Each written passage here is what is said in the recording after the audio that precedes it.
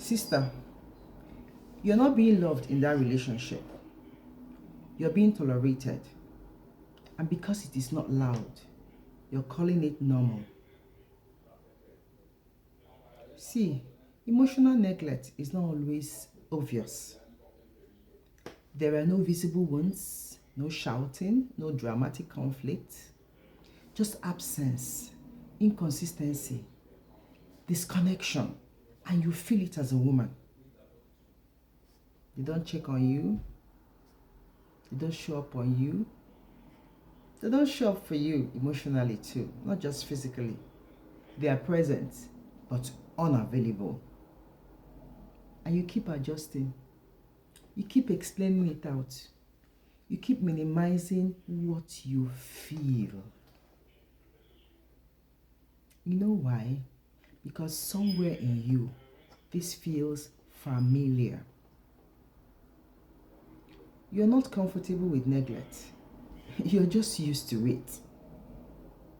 If you grew up in an environment where your emotions were not prioritized, you learned to deprioritize yourself.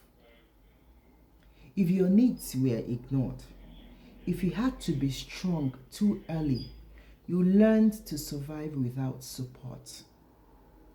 You became the big sister even before you grew up yourself. You started taking care of your younger ones even before you realize who you are.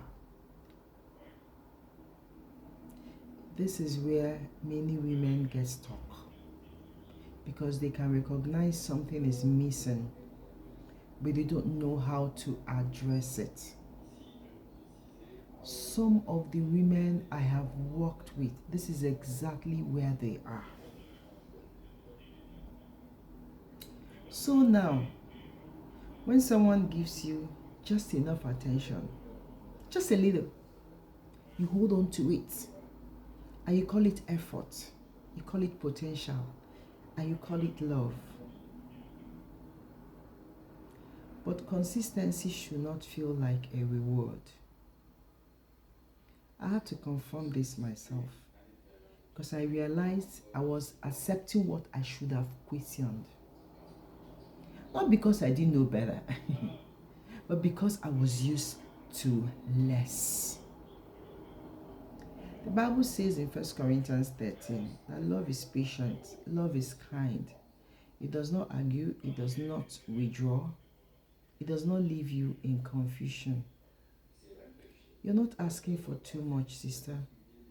You're asking from a place that has been deprived for too long. And until you recognize that, you keep accepting emotional absence as if it is normal.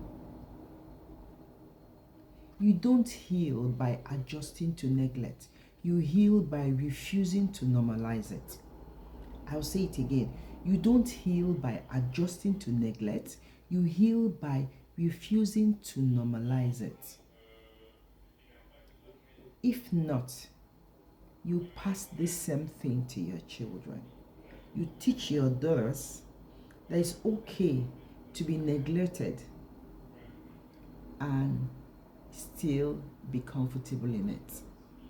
And you teach your sons that they should neglect their women when they grow up to get into a relationship.